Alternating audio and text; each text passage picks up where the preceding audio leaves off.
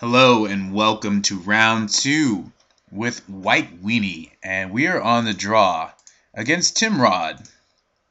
He is deciding whether or not he wants to mulligan, and we have a one-lander on the draw with only one spell we can cast. We do have a pair of removal spells. We have 3 2-drops, and we have a pair of draw steps, which may get us to that second land. But there's nothing overtly exciting about this hand. If one of these other spells was in fact a land, I would opt to keep, but I think I'm going to opt to mulligan this one. And here we have a much better hand. So we're going to keep on 6. He is also mulliganed to 6. And here we have a nice curve. We have a number of threats, including a 1-drop threat, and we have a prismatic strands to kind of tie it all together and hopefully keep some of these creatures alive, or maybe even keep ourselves alive. So he's deciding whether or not he wants to mulligan to 6. He's going to 5, and we're not going to mulligan to 5. We're going to keep. And he's also going to keep 5 on the play. Seed of the Cyanod and Chromatic Star looks like Affinity to me. And this hand is not particularly exciting against Affinity. Perhaps with a Bone Splitter we can get something going, but currently I'm not in love with how our hand is looking. He's going to play a Carapace Forger here. And I think what we want to do is just start racing here with a Leonin Sky Hunter. The other option is to Journey to Nowhere away this Carapace Forger. And he's kind of far off from drawing into something. However, the Carapace Forger is going to start racing us. I think it might be more important to sandbag the journey for now. We do have Prismatic Strands to protect against the Carapace Forger in the future. So I think we might actually want to play Sky Hunter here. I guess the alternative is to just journey this away. And then he probably won't have anything except maybe like a Frogmite next turn. So I think I'm actually going to journey him. Our hand is set up in such a way that I think we are probably going to present a pretty aggressive clock. And we do have the option of Skyfishing back the Journey to Nowhere at some point. He's got a Disciple of the Vault, which may prove a little problematic. Down to 2 cards, so this is looking pretty good.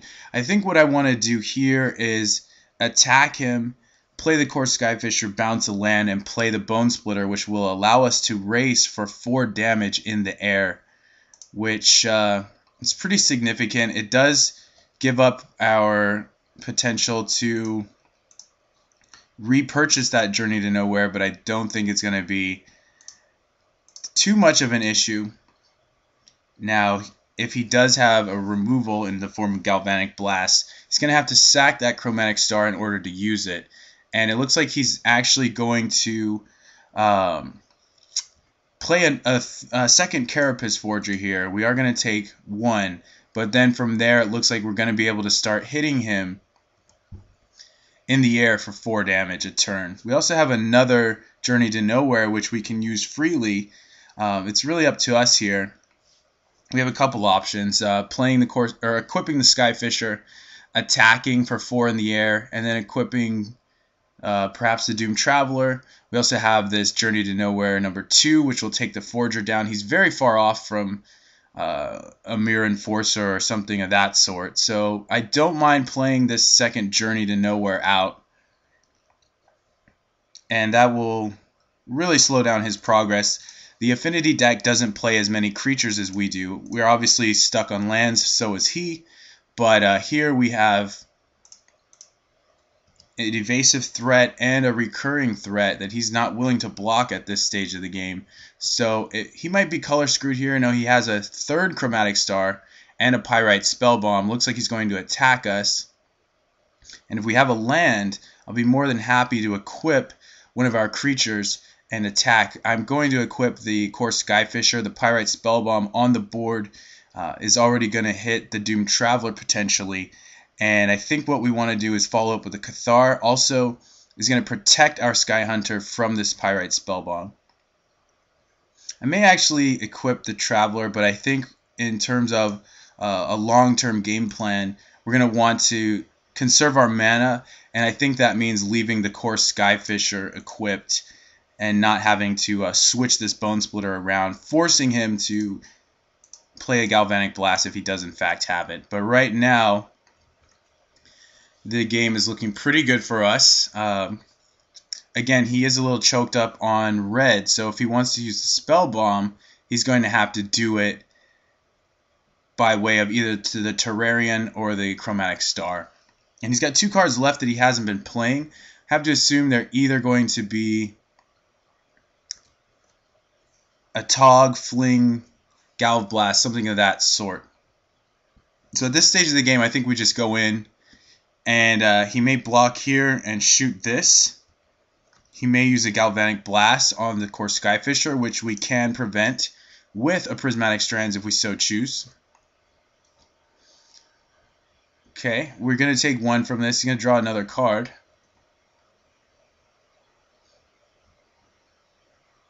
And let's see what he ends up doing here. Galvanic Blast. Now, protecting this creature is actually pretty good for us, because he's going to force him to take at least 5. So I think I'm going to go ahead and use the Prismatic Strands now, try and put the game away.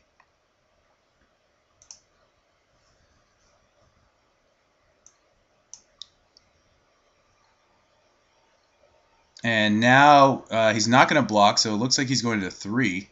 That does not seem wise, but it is his prerogative, of course. And he's going to go ahead and concede. So we take game number 1 with a pair of Journey to Nowheres helping us lead the way, his mulligan to 5, and his lack of color. So we see a Pyrite Spellbomb in the main deck. We didn't really get to see a lot of his creature base, but he is playing a Disciple version of the deck. So, there are some cards I think we can take out here. And among all the cards we have in the main, I think the Veteran Armorer might be the least important because his creatures and his spells deal 4. So the Armorer, we need multiples to really do anything to protect our guys from dying to 4. Also, the Javelineer is only going to kill the Disciple. However, the Javelineer also trades with anything when it's equipped with a Bone Splitter and has a counter. So it's not that bad in this matchup. At the moment, I think what we can do is take out the Armorers and board into our Divine Offerings and perhaps either a Prismatic Strands or an Aven Riftwatcher. Now, this will dilute our threats, but we still have all of our evasive threats. The War Falcon, I think we still want in order to trade, in order to race, and the Squadron Hawks is the same deal. So just looking at our deck here, I think the worst card is the Armorer, unfortunately. We have enough 2-drops in the deck. So I am going to opt to play a little bit more removal. This will also help us race, especially if we can hit a Mirror Enforcer. And the Prismatic Strands will protect us from Flings, from Galvanic Blast, from Carapace Forgers. So I think that's actually going to be our boarding. We could opt for some more evasion in the form of Aven Riftwatcher, but that would require us to get to 3 mana, let alone resolving and staying alive that long. So I'm going to keep it like this, and we're going to go ahead and submit for game number 2. Alright, welcome to game number 2 against Affinity, and we are going to be on the draw. We have another 1-lander. As you can see, we're not playing many lands in the deck, and it's kind of coming back to haunt us. This, however, is somewhat playable. It does scoop a bit to a Krark Clan Shaman, and if we get to 2 lands, we can play everything in the deck, or in our hand. So I actually think we're going to keep this on the draw. We get another draw step, but the thing that really sells it is that we have 3 spells we can cast, and 3 more we can cast with a land. So, and Affinity classically does not end up playing it does not have many explosive turn 1s. They usually are fixing their colors there. And as you can see, he's going to have like a Frogmite here. He's actually got a Spell Bomb, but no creatures. So at this stage of the game, I think between Traveler and Javelineer, we're going to end up playing the Javelineer first. And that's going to allow the War Falcon to attack, obviously. But I think this is just going to be slightly better. It can actually keep him from playing a Disciple. It can potentially trade with a Frogmite. It can trade with any creature once we get Bone Splitter on it. So this looks like he's going to sack for some colors. He's getting green and red. If we get a land, we can kill whatever it is he plays. It's a Carapace Forger. And here comes a Frogmite, which he just drew, I'm assuming, off of the Terrarium. He's hell-bent. He's got one card left. So I think what we want to do is go ahead and, well, we didn't draw the land, so we can't actually remove the Carapace Forger. We're going to go ahead and follow up with a Doom Traveler, but we're going to force him to use up this Pyrite Spellbomb right now. And he's down to one card. So he's not literally hell-bent, but he's almost there. He's going to save that Pyrite Spellbomb. And now we have the Doom Traveler here. I think what I'm going to do is trade off. No, he's going to use it now. Now that he's seen that... Okay, so he's going to take this out. We're going to go ahead and shoot him with that.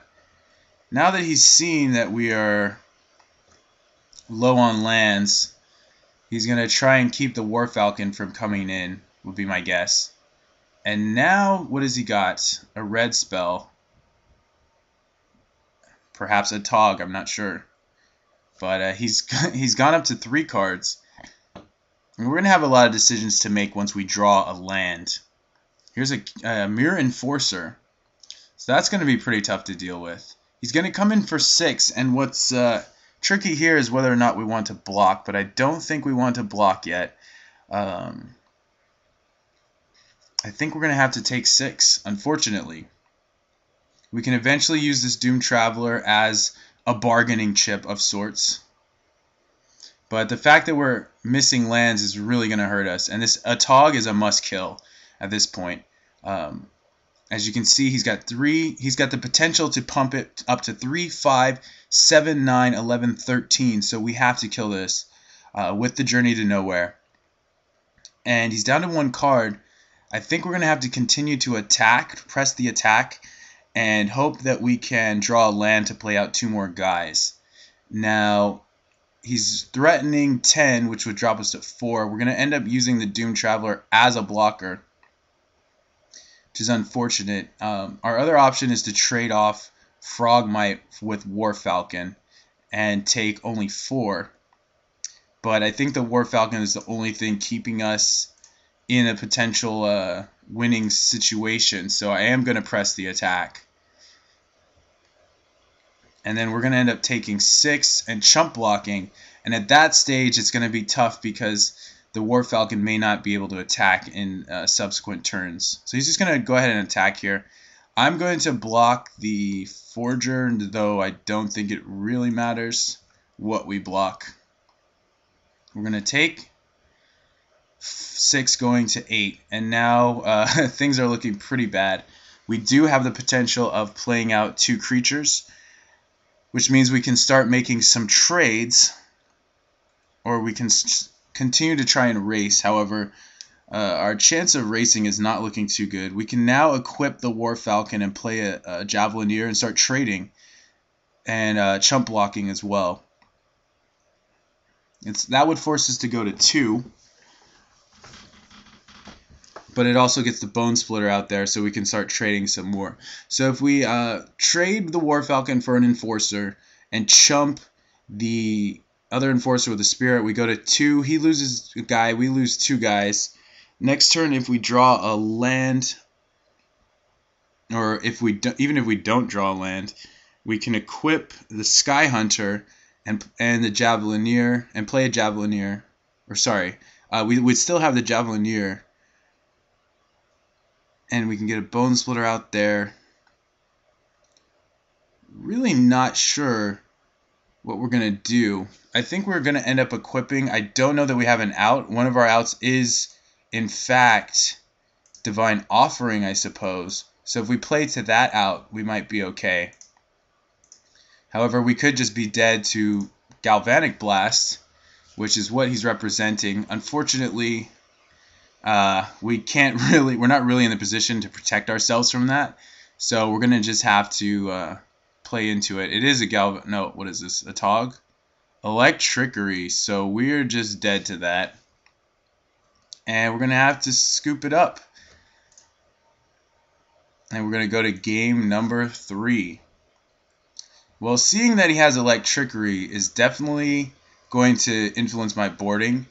I am going to have to bring in these veteran armorers because there's really just no way we can stop that.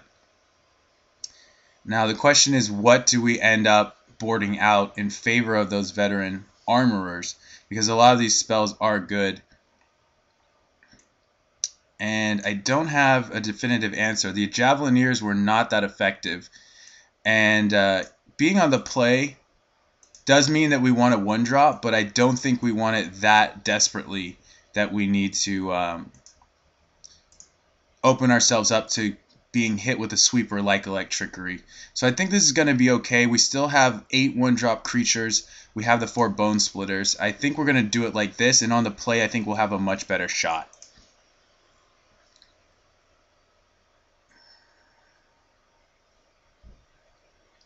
Let me check what's going on here. Okay, so game 3 we're going to play first. Against Affinity, I was really not expecting to face Affinity, but we're here and they are our opposition. Now this hand does need a Plains.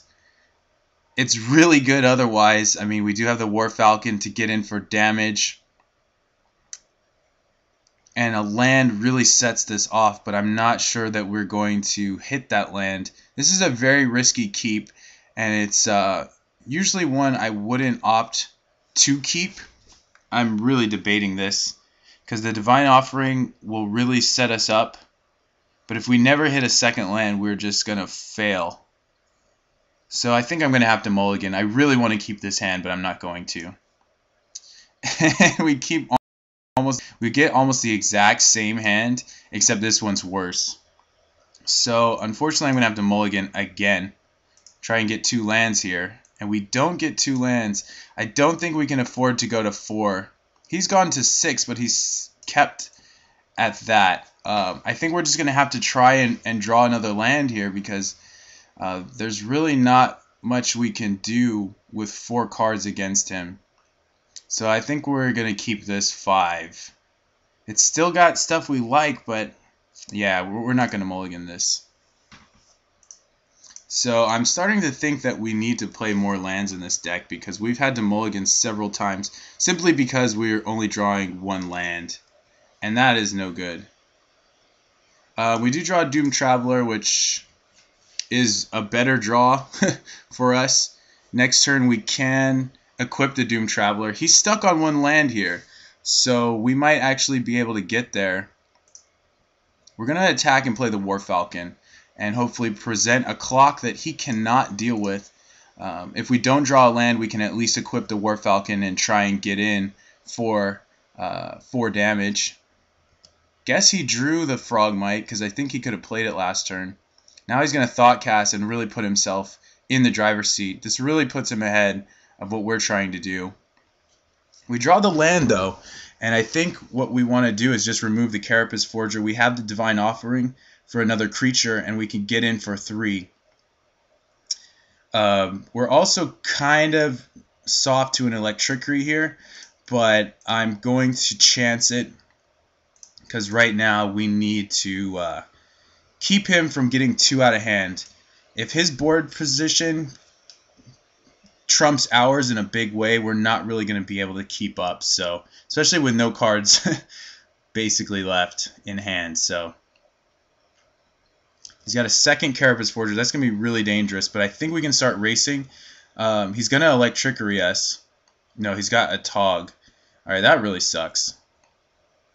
But now we can start attacking and start racing, which is really important. I'm going to go ahead and play the Armorer and attack him for 4. We're going to end up taking 6 on the swing back.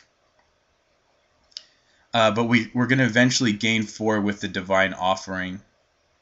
We don't actually need to show that yet. So let's go ahead and get in for 4. And maybe And I think we can start racing with the ability to chump block a Tog. 3, 5, 7, 9, 13, 15, which is really scary because that puts us in, well, basically puts us in fling range. Another Thought Cast. It's not what we want to see here. But this is 2 damage that we're not going to take. If he plays an Enforcer, that really helps us out. Looks like he's setting us up to get killed, but maybe not. Double red, so 3, 5, 7, 9, 11. That's not enough to kill us. Maybe he's got a second Atog. 3, 5, 7, 9, 11, 13. I don't know what he's doing. Pyrite Spellbomb. So maybe he's going to Electrickery our crew. I don't know. That would pretty much be the worst case scenario. And we just have to hope at this stage that he doesn't have that. He's going to be able to keep our War Falcon from attacking. That really sucks. Thought Cast. Okay, so he doesn't have the kill for our War Falcon, but we don't have a soldier at this point. So we really want to draw like a Journey to Nowhere, or even a land wouldn't be terrible because we can attack for 3 and come back. So I think we need to press the attack still, get him to 8, and really just hope that he doesn't draw fling. 3, 5, 7, 9, 11, 13, 15 puts us dead, but you know, gaining 4 and attacking for 3, or attacking for 1 and trading with that, actually not the worst case scenario either. So if we gain 4, we go to 20, we can trade with this and chump this, but then we're in chump mode for the rest of the game. So I think the only way we're really winning this, by getting in for 4, trading with the Carapace Forger, and casting Divine Offering on his Frogmite. We also, no, I don't think, let's see. So he's on 2 turns this way. We have to draw into another creature. I don't think we trade away the Sky Hunter because we're also going to have to chump the Atog. So I think what we want to do is just chump the Atog with the Spirit. And this way we don't die to a removal spell either. If he removes the Spirit, we can still chump the Atog with a Sky Hunter. And he may just have Fling. No, he's got a second Atog. Okay, that makes this nearly unwinnable. He also can sack the Frogmite to keep us from gaining life. And what is this? Another... If it's a Disciple, we're pretty much dead. 1, 2, 3, 4, 5, 6, 7.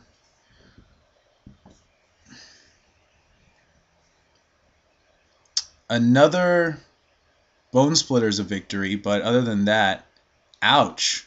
Okay, that really sucks. So we're going to take 6, and we don't really have any outs now. So I think we're just dead. Maybe if he forgets to sack, which he didn't do. He didn't forget to sack. We go to 10. And even if we were to kill that, we'd still be dead. So I'm going to bounce the land and try and kill his Enforcer, but I don't really think there's any way for us to survive from here.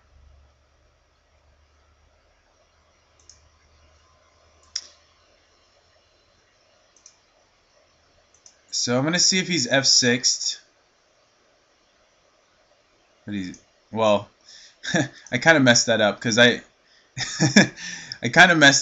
didn't mean to pass my turn. I was going to try and do it on my end step. But here I'm going to go ahead and try to gain 7, and maybe he won't sack for lethal, but we're pretty much dead. I don't know what I'm doing. I'm just hanging in to see if something will work. If he sacks it to a Tog, I will concede. Well, actually, what is this? 3, 5, 9. Yeah, we're gonna concede here. And looks like we're gonna go 1-1 going into round number 3, which puts us in a pretty precarious situation. I was not expecting Affinity in this daily event, but we did run into it. I think we would have had a much better shot had we not had to mulligan so low. But I thank you guys for watching, and we'll go ahead and go to round number 3.